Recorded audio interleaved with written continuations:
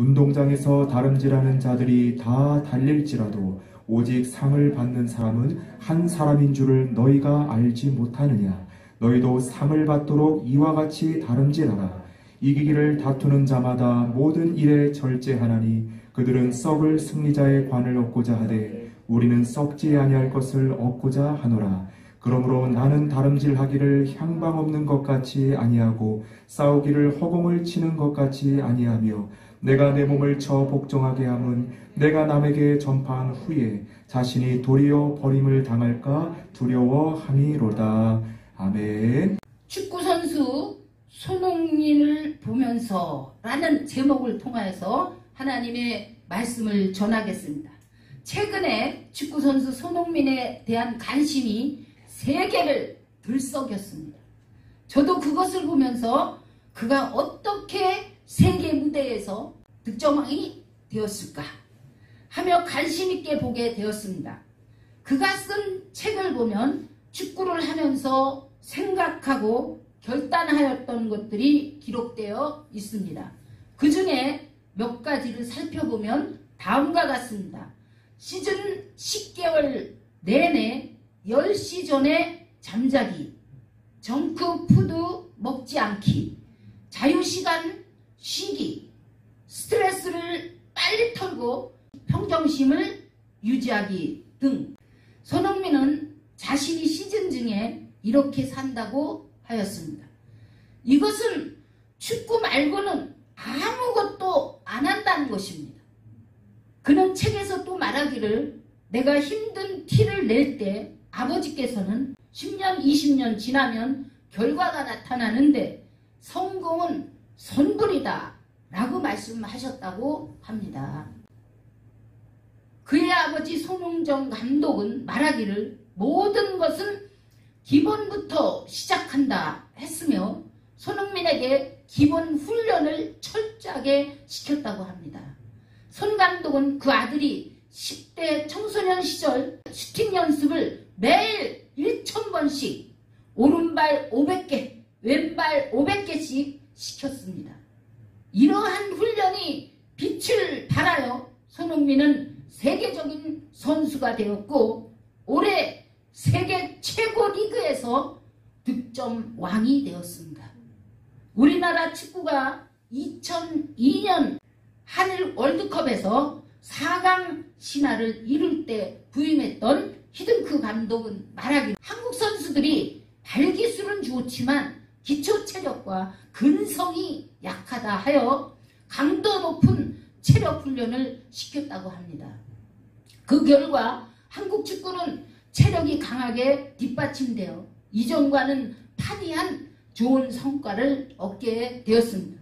주님께서는 기독교인들이 우리에게도 이와 같은 영적 기초 훈련이 필요하다고 말씀하십니다. 사도 바울은 우리를 운동장에서 달리는 선수로 비유하였습니다. 모든 분야에서 선수가 되려면 기초가 튼튼해야 하고 기본기가 있어야 합니다. 이것은 모든 분야의 근본 정신입니다. 그렇다면 기독교인의 기본은 무엇입니까? 그것은 바로 기도와 말씀과 순종입니다. 먼저 기도의 훈련이 되어야 할 것입니다. 마가복음 9장 29절에서 예수님은 말씀하시기를 기도 외에 다른 것으로는 이런 종류가 나갈 수 없느니라 하셨습니다. 주님은 마태복음 6장 8절에서 말씀하시기를 구하기 전에 너희에게 있어야 할 것을 하나님 너희 아버지께서 아신다 라고 하셨지만 이어지는 구절에서는 말씀하시기를 그러므로 너희는 이렇게 기도하라 하시며 기도해야만 아버지께서 응답을 주신다는 것을 강조하셨습니다. 또한 주님은 마태복음 26장 41절에서 시험에 들지 않게 깨어 기도하라 말씀하셨고 베드로 사도는 베드로전서 5장에서 근신하라 깨어라 너희 대적 마귀가 우는 사자같이 두루다니며 삼킬 자를 찾나니 너희는 믿음을 굳게 하여 그를 대적하라 하며 성도가 깨어 기도할 것을 강조하였습니다. 그러므로 주님은 마태복음 6장 33절에서 말씀하시기를 너희는 먼저 그의 나라와 그의 의를 구하라. 그리하면 이 모든 것을 너희에게 더하시리라 하시며, 가장 중요하고 시급한 기도 제목은 바로 하나님의 나라와 뜻이 이 땅에 이루어지는 것이라는 사실을 말씀해 주셨습니다. 기록된 성경을 통하여 주님께서 우리에게 강하게 말씀하시는 것은 기도가 얼마나 중요한가 하는 것입니다. 한 사람의 기도로 너와 내 집이 구원을 얻을 것이며, 한 사람의 기도로 주님의 몸된 교회와 이웃에게 구원과 부흥이 이루어질 것이며, 한 사람의 기도로 나라가 살고 세계를 움직인다고 하였습니다. 저도 처음 주 하나님을 만났을 때 성령께서 저의 잘못된 기도 생활을 깨닫게 해주셨습니다. 아, 나와 내 집만을 위하여 기도해 왔구나. 그리고 필요할 때만 기도했구나. 이제는 철저히 하나님이 기뻐하시는 기도를 해야겠다 결단하며 지금까지 나의 열정을 쏟았던 모든 것을 내려놓았습니다. 그러자 성령님은 제가 먼저 하나님께 기도하고 응답받고 인도하심을 따라 사는 것이 가장 중요한 기초인 것을 가르쳐 주셨습니다. 또한 성령께서 성경 말씀을 가지고 기도할 수 있도록 도와주셨습니다. 창세기를 보니 야곱이 기도의 사람이었다는 것을 알게 되었습니다. 야곱은 얼마나 기도하였기에 한도 뼈가 부러지기까지 하나님을 깊이 만났는가? 나는 과연 어떻게 해야 할까? 이런 생각 가운데 제 자신을 살펴보니 정말 기본이 안 되어 있었습니다. 엎드려 기도해야 하는데 엎드리는 것이 잘 안 되었고, 무릎을 꿇어야 하는데 꿇는 것이 잘 안 되었습니다. 그래서 결단하기를 무릎에 굳은 살이 벨 때까지, 발등이 발꿈치처럼 굳어질 때까지 하리라 하며 기도를 시작하였습니다. 또한 찬송을 부를 수가 없도록 기도하리라 하고 얼마나 부르짖었는지 목이 다 쉬었습니다. 그동안 기도하지 않고 살아온 것이 얼마나 후회가 되었기에 그동안 못한 것 보충해야 되겠다 생각하니 다른 사람들과 똑같이 살 수 없었습니다. 성경을 보고 기도하는 것을 일상생활의 중심으로 삼고 열심을 내었습니다. 정말 발등에 상처가 나서 쓰리고 복숭아뼈는 물집이 생기고 목은 쉬어서 좋은 목소리가 나오지 않았습니다. 그러는 동안 하나님과의 관계는 응답받는 단계로 올라가게 되었고, 이제는 기도하는 일을 성령께서 시키기 시작하셨습니다.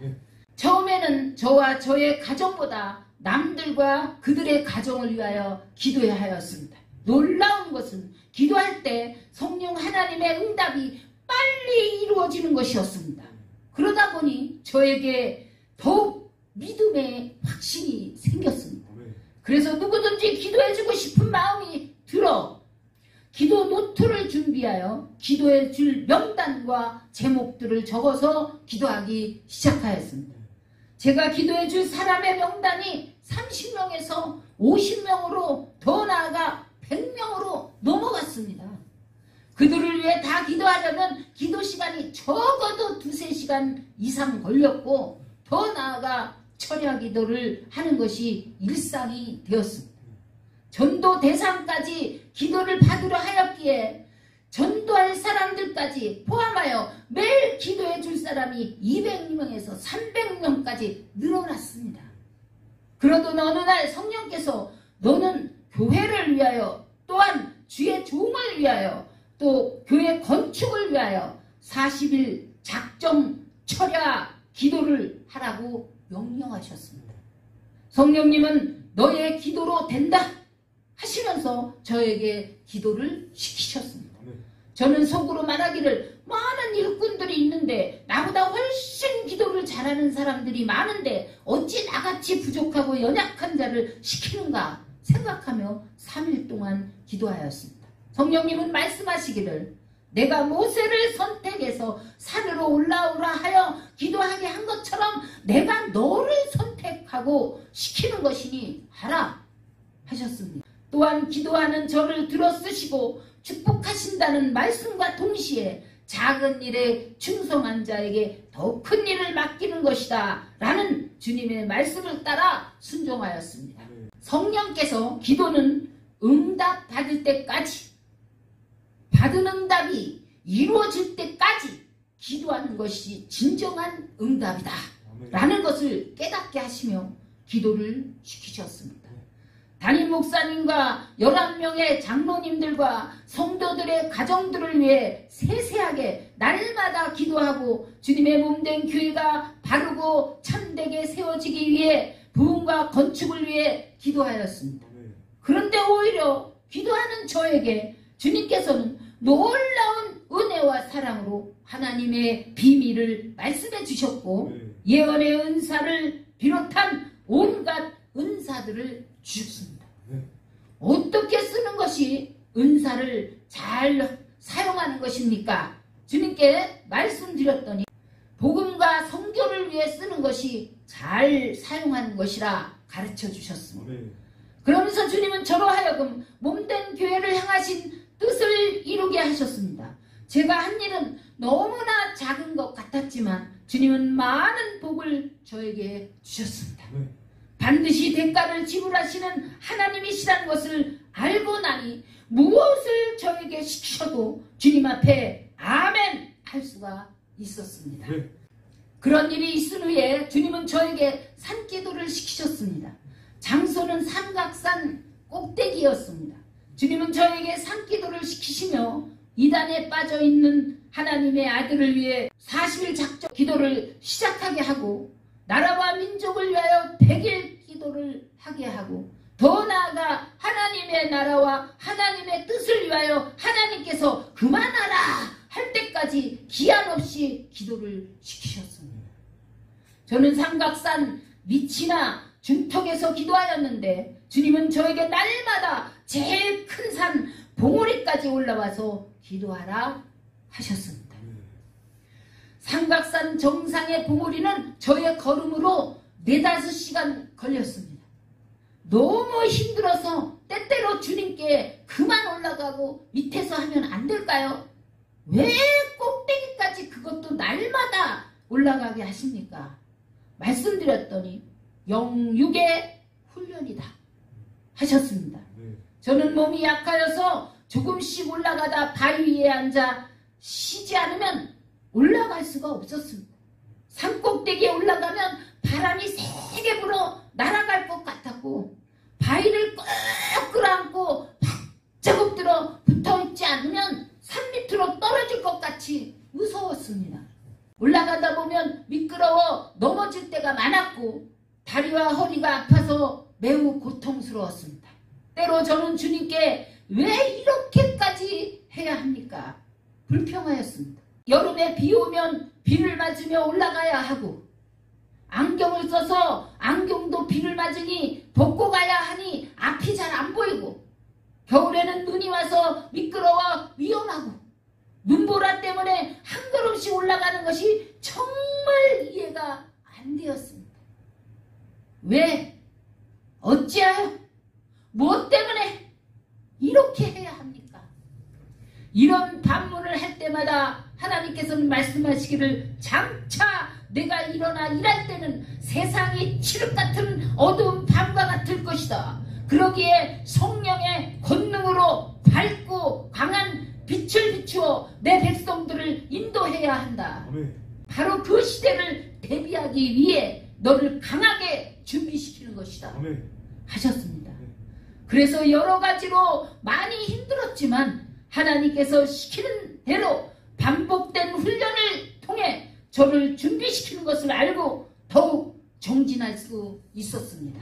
감사한 것은 점차적으로 주님은 저에게 은혜와 사랑과 하늘의 신령한 영의 세계를 열어주셔서 즐겁고 기쁘고 설레는 마음으로 바뀌게 되었다는 것입니다. 더 나아가 저는 자연의 아름다움과 산의 동식물과도 인사와 교제가 이루어져서 말로 다 표현 못하는 하나님의 은혜가 임하여 그 은혜가 저의 삶의 기쁨이 되었고 전부가 되었습니다. 봄에 피어난 꽃들과 아름답게 물들여 놓은 하나님의 수채화 같은 아름다운 봄의 싱그러운 그 향기, 여름에 장마의 빗소리, 계곡의 물소리, 싱그러운 초록의 신비, 가을의 단풍은 성령의 불이 붉게 타오르는 것 같은 신비였고, 깨끗함과 포근함까지 느껴지는 겨울의 신비와 탄 나뭇가지에 쌓인 하얀 눈꽃송이가 순박하게 피어있는 것 같은 그 신비, 깊고 높은 산에 있는 새들의 아름다운 소리, 매일 산에 가니까 다람쥐도 저를 알아보았습니다. 새들과도 소통이 되어 저에게 가까이 와서 인사하고 간식도 같이 나눠 먹으면서 이 모든 것이 놀라운 은혜의 생활로 발전되었습니다. 심지어 바위들과도 인사를 나누며 대화하게 되었습니다. 성경에 나오는 모세, 엘리야, 엘리사 등등 이와 같은 하나님의 사람들이 깊은 산에서 하나님과 교제하며 살았던 그 비밀이 저에게도 이루어졌습니다. 네. 무엇보다도 가장 중요한 것은 에녹과 아브라함같이 하나님과 벗되는 은혜를 주셔서 하나님과 동행할 수 있는 준비를 시키셨습니다. 그리고 세상으로, 전 세계로 성령께서 이끄시는 대로 예수 그리스도의 십자가와 부활의 증인된 삶을 살게 하셨습니다. 그리고 주님은 저에게 더 큰 하나님의 일을 시키셨습니다. 저는 주님의 몸된 교회 중에 기도가 필요한 교회에 가서 40일, 3개월, 6개월 기도회를 인도하였고, 나라와 민족을 위해 청와대에 가서 기도하였고, 또 휴전선에 가서도 기도하였고, 심지어 미국의 백악관까지 가서 기도하였습니다. 긴급하게 기도가 필요한 곳이면 세계에 어디든지 주님은 저를 보내셔서 기도하게 하셨습니다. 하나님의 나라를 위하여 택하시고 부름받은 하나님의 사람들이요, 자녀이면 또한 상속자, 곧 하나님의 상속자요, 그리스도와 함께한 상속자이니 우리가 그와 함께 영광을 받기 위하여 고난도 함께 받아야 할 것이니라 하신 로마서의 말씀처럼 하나님께서는 우리에게 기업을 주셨고 승리하게 하셨고 하나님의 영광이 되게 하셨습니다. 앞서간 선진들처럼